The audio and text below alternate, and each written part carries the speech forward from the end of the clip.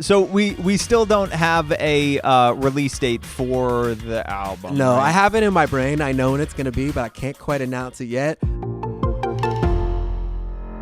All right, this is your Audacy Check In. We are here with Max live from the Hard Rock Hotel, New York. Yes.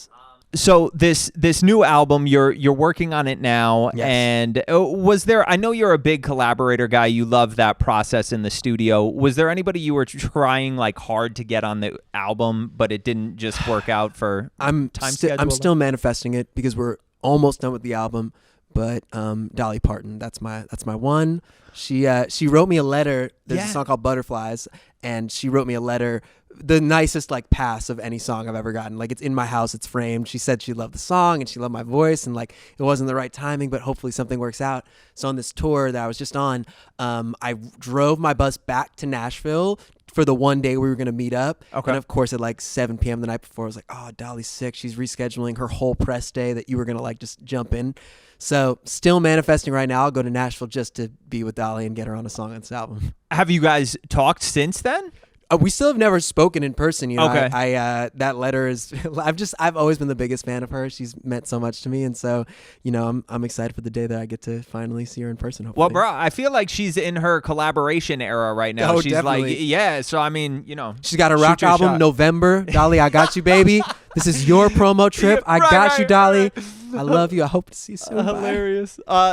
Somebody you do have a great relationship with already is Suga from BTS, Yes, and I know you've co-written for BTS. Yes, sir. I feel like with those guys, when they find somebody they love and that works well with them, they hang on to them. Have you guys talked about future collaborations already? Oh, I would love that. Yeah, their whole team, a lot of the people you don't see behind the scenes are so wonderful too, and they've been so loyal and good to me, and they're always recommending me to other groups to write with and stuff, and it's been so special to build that bond. But yeah, Suga and I just, from the second we met, it was such a surprising, easy friendship. Like, a lot of people know the story that I met him and we're both obsessed with basketball. I'm the biggest diehard Knicks fan. It's one of the banes of my existence in my life when they're bad, but they're starting to get good, which is good. And I didn't know Suga means shooting guard in Korean. So like, what? He played basketball and he loves basketball. And I brought him to his first NBA game at the Lakers early on before we did the music together.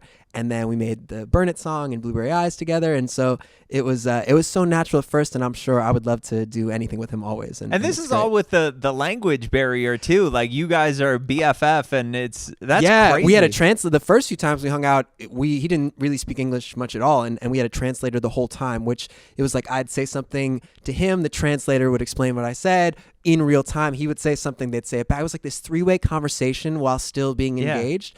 It was like, took a lot of patience, but was so natural. But now we've hung out a few times since, like when I've been in Korea, and his English is so good, and I haven't learned any better Korean. I feel terrible. I'm like, dude, you speak like fluent English now after a couple of years, and I'm like, just know your rap in Korean and some other words. So I got to get my Duolingo and get my Korean going. Yeah. So we still don't have a release date for the album. No, right? I have it in my brain. I know when it's going to be, but I can't quite announce it yet. But it's coming soon. Okay, so what's the holdup, bro? What's the holdup? I mean, well, first off, the name. I've said it a few times. Are you kidding me? The name is always the hardest thing for me. And Okay. This is my third album, and I don't know why. It's just like, it was easier to name my daughter than it was to name this album. It was like, it was so much more natural, and I have a name, and then I hate the name, and it's like I go back and forth so much. But I think there's a pressure to like encapsulate, what does this body of work, what do these songs feel like? And yeah. And I've had a few names that like, maybe I think it's going to be it. And then 3 months in, I'm like, oh, that's just not it. So once the name comes, I'll probably announce it. We'll just get have there. your daughter pick. Boom, Just have my done. daughter. Easy. Done. Easy.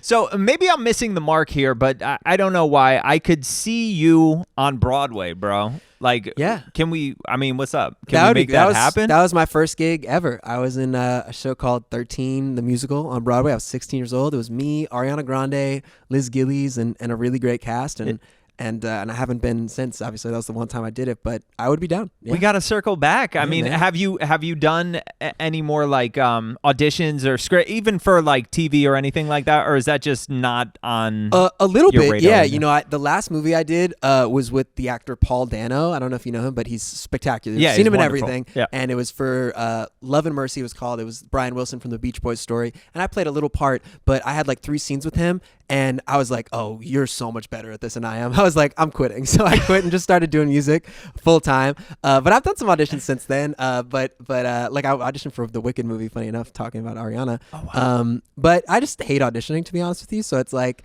if I were to go back to all that stuff, I think I just need to find my own way of doing it. So now with the upcoming album, you're recording all of it in New York? All over, yeah. We've done some like the new song Strings that came out. We the videos, I got to surprise my wife for our 7-year wedding anniversary, our lyric video, and I made her a plaque of all the songs that I've written for her and how much they've sold and stuff, because I had never made her a plaque. And that was in Malibu, and we had this amazing space and did a writing camp. So some of it's been there, some of it's been in the garage of my parents' house, some of it's been in New York. Yeah. So it's just places that feel like they have meaning to me and that I have a connection with and love. So I've done, I actually wrote the BTS song you talked about in my parents' apartment where I grew up here. So I heard that, man. That is wild. It's always That's has to kind have of something. magical, though. Yeah. You know? I like fancy studios are cool, but it's just someplace that has some foundation or meaning to me. So it's kind of been written all over, I guess. is the best way to say it. I've always been a fan of your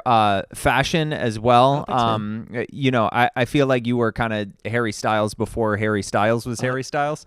You know, who do you look up to in the fashion world? Who do you draw inspiration from? Oh my gosh. Well, of course, like for the classics, just Prince and David Bowie and Prince, especially since he was so tiny like I am, to make the heels work and make it all work. But, Yeah. But I think those are two, and obviously Harry's doing a beautiful job. I love the outfits he wears. Yeah. Those are 3 strong ones. I'd say those are good ones. But even Dolly too. Honestly, why I keep mentioning her is just, I always relate back to She's people a pioneer, that just bro. pioneer, wears what makes her feel the most exuberant and herself, and I try to do the same whenever I can. Before we wrap, man, you brought up your wife and stuff like that. I know you're a big therapy guy. I am. Do you do solo and couples, or do you do it all? We haven't done really any couples, but I do a lot of solo. Yeah. Oh, okay. Yeah, and she does solo too. How do you know you're doing well?